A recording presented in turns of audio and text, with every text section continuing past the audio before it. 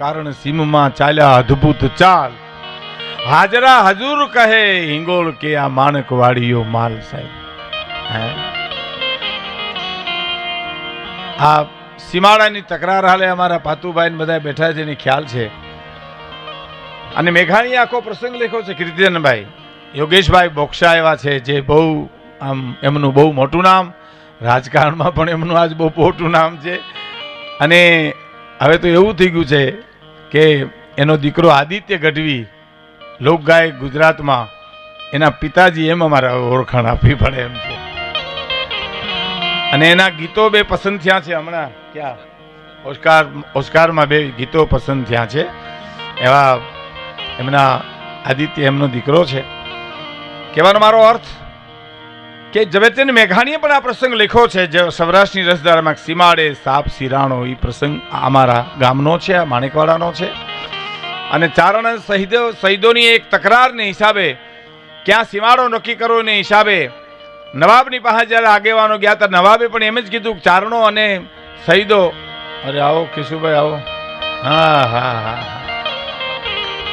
બહુ હોશિયાર હું ની બે ભણવામાં આવો. તમને શું કહું, અમારા ગામની વાતો અમે તમને કરીએ છીએ. અને અમારે ગોરધનદાસ બાપુ હતા એ. હા, અમે ત્રણને તો આમ ડંકા પડે તા પરસેવા વળી જતા હો. હા હા, એ ક્યાં ડંકા પડ્યા, શિયાળામાં પરસેવા. કીર્તિદાન. અને બીજી વાત તમને કહું, આ મગરવાડા પાઠમાં હું પ્રોગ્રામ આવો મેરુભાઈ આવો પ્રોગ્રામ કરવા ગયો, પછી ત્યાં મને મળ્યા અમારા ગોરધનદાસ બાપુ. મેં કીધું બાપુ તમે અહીંયા? મને કે હું પાઠ માંડવા આવ્યો છું અહીંયા. મેં કીધું આપણે નિશાળના જો પાઠ પાકા કર્યા હોત ને તો આ માંડવા ન પડત આપણે. પાલુભાઈ એટલે આ ગામ તો ભાઈ અમારા ગામની વાતું છે એમ. હા હા, તો સરસ. કહેવાનો મારો અર્થ, અને નવાબે એમ કીધું કે ભાઈ મારે તો ચારણો પણ પવિત્ર છે, શહીદો પણ પવિત્ર છે, એટલે હું આમાં કાંઈ ન કરું, તમે તમારી હાથે. આની એવી વાત પહોંચી કે કાંઈ લોહી રેડાય એ પેલા અમારા મૂળું આપા, અમારા બાટી ચારણ, એને એમ થયું કે મારા ગામમાં સીમાડામાં લોહી રેડાય અને મારે જીવતર જીવવું એના કરતાં અફીણ પીને જીવનને ટૂંકું કરી નાખું હું. સાહેબ એ અફીણ ખોલ્યું અને તાહળી હાથમાં લીધી ને આકાશવાણી થઈ. આકાશવાણી એટલે અંદરથી ઉદ્ગારો આવે સાહેબ. આકાશવાણી એટલે ઘટાકાશ છે આપણું શરીર બાપુ, એમાંથી જે આવે એને આકાશવાણી કહેવાય સાહેબ. અંદરથી હુજવા માંડે એમ, બહારથી નહીં. અને આ માલ બાપાએ કીધું ચારણ દેહને પાડીશમાં, હું ગિરનારમાં છું અને આવતીકાલે હું તને જગ્યા બતાવું, ત્યાંથી હું નીકળીશ અને બે ગામને ત્યાં હાજર રાખજે. હું ફણ પછાડું ત્યાં દળી નાખી અને તમારા સીમાડા નક્કી કરજો સાહેબ. અને આપો રાજી થઈ ગયા. બીજે દિવસે શહીદો ચારણો બધા નક્કી કર્યા પ્રમાણે ટૂંકમાં હું તમને કહું, અમારી કેસેટ પણ છે જો કે આ વાતની. પણ માલ બાપા ફણ પછાડતા ગયા, દળીઓ નખાતી ગઈ, પણ એમાં કેરડાનું એક છૂટું, હવે આમ જાય તો આને અન્યાય થાય, આમ જાય તો આને અન્યાય થાય, એટલે ચીરાણા સાહેબ એ છૂઠામાં સીમાડે સાપ સિરાણો. અને અહીં હમાઈ ગયા. એ માલ બાપાના સાનિધ્યમાં આપણે આ એક જબરજસ્ત કાર્યક્રમ આયોજન કર્યું છે. અને આપે બહુ હાજરી આપી. અને લાલબાઈમાં એમના અમારા ભુવાશ્રી ધુલા ભુવા તો વાછરા દાદાના છત્રાવાથી આવ્યા છે, પણ અમારા ભરતભાઈ નાની ઉંમરમાં એમણે જ આ લાલબાઈમાંનું આ મંદિર જ્યાં બગીચામાં હતું મારા કાળુભાઈના બાગમાં, ત્યાંથી મારે ત્યાં મંદિર પાસે લીધું. અને અમારે ચિંટુને અને રણજીતભાઈને અમારા શંકર કાકાના દીકરા, એને એમ થયું કે અમારે કંઈક કરવું છે. ઉંમર નાની છે પણ સમજણ મોટી, કામે બહુ મોટું કર્યું. એકવાર સાહેબ એને તાળીઓથી વધાવી લ્યો અમારા એ જવાનોને. અને ભરતભાઈ કંડોળાથી આવ્યા છે, એટલે દૂર દૂરથી મહેમાનો આવ્યા છે.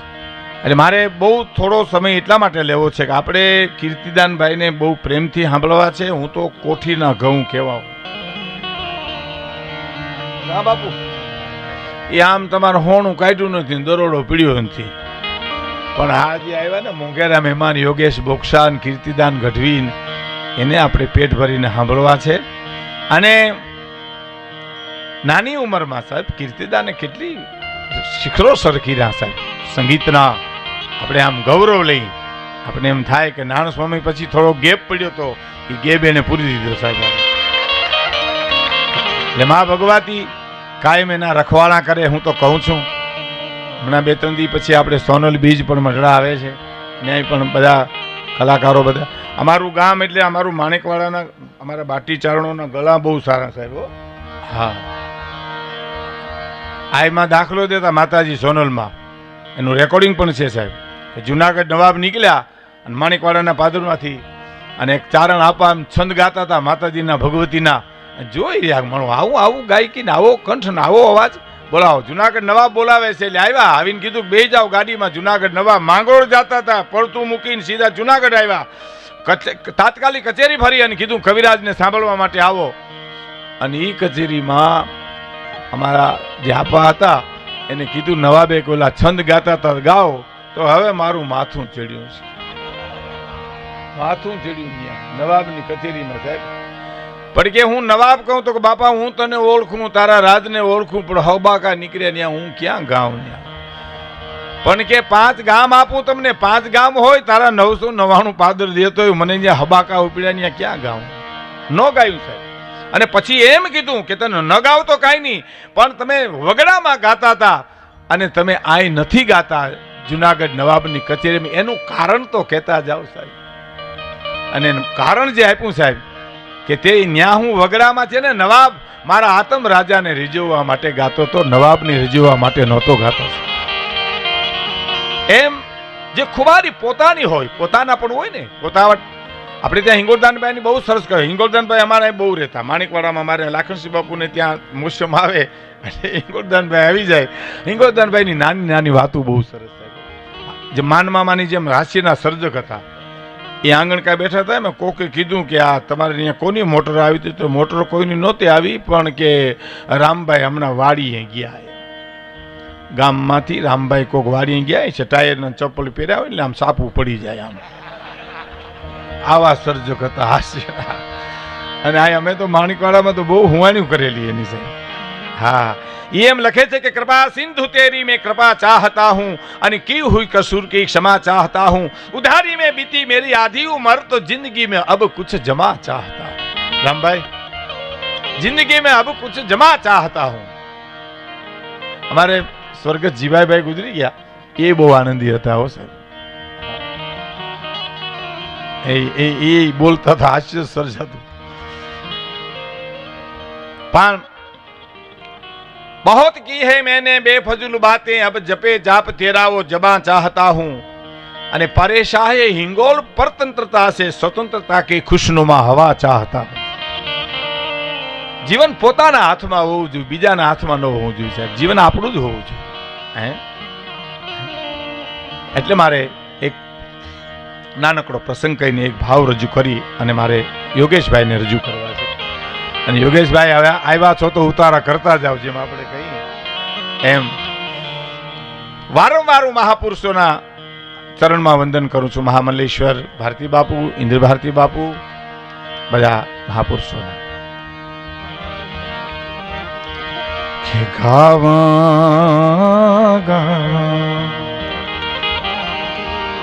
મારે લાલબાઈ માના ગીત એ ગાવા માણી તારી નીદરણી નાગી, પણ વાણીના એ સીમાડા માડીના પૂરા થયા રે તેજી. હે માં, તારા નીંદરના ગીત ગાવા ભગત બાપુ કે મારે તારી સેજડીના ગીત ગાવા છે, તારા રૂપના ગીત ગાવા છે, પણ વાણીના સીમાડા માડીના પૂરા. શબ્દોના સીમાડા નેતી નેતી નેતી નેતી નેતી કહીને જે અટકી ગયા આ દેશના ઋષિઓ. અમારે હિંગોળદાનભાઈ તો એમ કહેતા કે આંબાની કેરી મીઠી છે એની ખબર આપણને નહોતી, પણ દેશના આયુર્વેદ ઋષિઓ એમ કીધું કે આંબાની કેરી મીઠી હોય, તમારે ખાવી હોય તો ખાઈજો.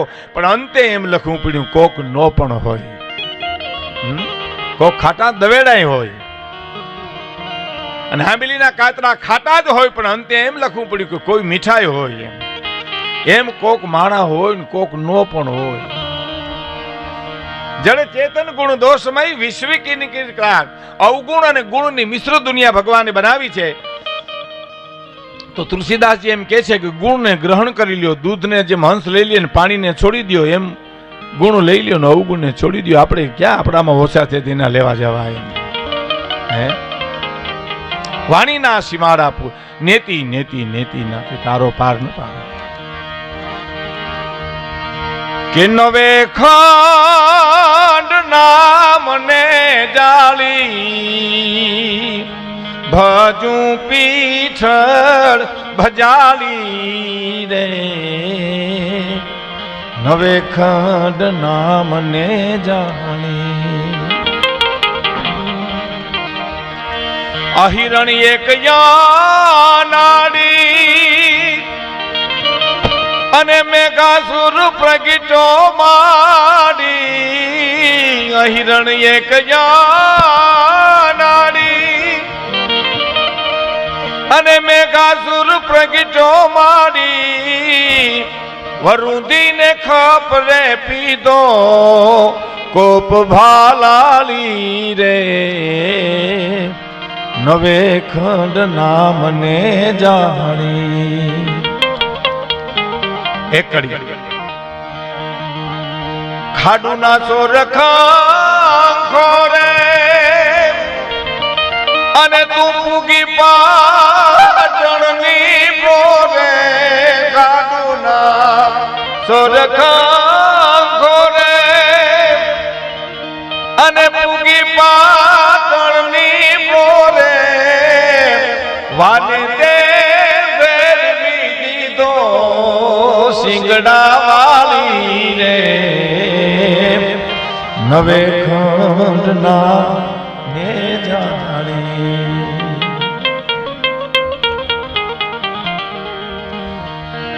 કીર્તિદાનજીએ એક દુહો કીધો તો કે ભાગ બડા તો રામ ભજ, બખત બડા કછુ દે, અકલ બડી તો ઉપકાર કર્યા દેહ ધર્યા ફળ. એ હરિરસ નો દુહો છે. મહાત્મા ઈશ્વરદાનજી નો હરિરસ જે ઈશ્વરાસો પરમેશ્વરા કહેવાય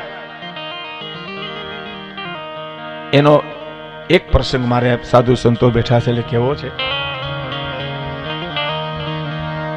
કે ભાગ બડા તો રામ ભજ, બખત બડા કછું દે. તારી પાસે કંઈક છે તો બીજાને આપજે. દેવું એટલે આપણે હકીકતમાં રૂપિયા જ સમજ્યા. રૂપિયા જ નહીં ભાઈ, દેવાનું ઘણું છે. હારા માણસને હારી સલાહ આપો, કોકને હથવારો આપો, કોકને કાગળ લખી દો, મોટા ડોનેશન. રૂપિયા તો હોય તો આપીએ, નકર આપણે સડી પહેરીને હુતરી બાંધીને કોકને ઘેરે આટા મારતા હોય ત્યાં ક્યાં દેવાની વાત આવે. ઓલી એક વાત મને ગમે છે, ઘણી વાર હું કહું છું. એક જણો ઓસરીમાં બેઠો ને કૂતરું ઘરમાં ગયું, પણ ગયું એ હું પાછું બોલ્યું. કૂતરાને આઘાત બહુ લાગ્યો કે મારા ધક્કા માથે પડે એમાં ગરધણી કેમ રહી શકતો હશે. બઠી આ કાન કરી ગયું, પરસેવે રેબજેબ થઈ ગયું અને ગરદણી સામું જોયું તો ગરદણી કે કાં જાને હાલ્યું લખ લખ લખ કરતું હતી. કાંઈક હોય તો અમે ન જઈએ, અમે એમ થા બનેલી બહાર નીકળી ગયા છું. ત્યાં હું જ આવતી દઈએ સાહેબ. પણ તમને કંઈક મળ્યું હોય એટલે લખ્યું છે બોટાદ કરે કે સુકાના હાડ પાડો સીના બાલને મોઢે તું ઉઠી સન નાખતો જાજે રે. બોલું હોય તો આપતો જાજે.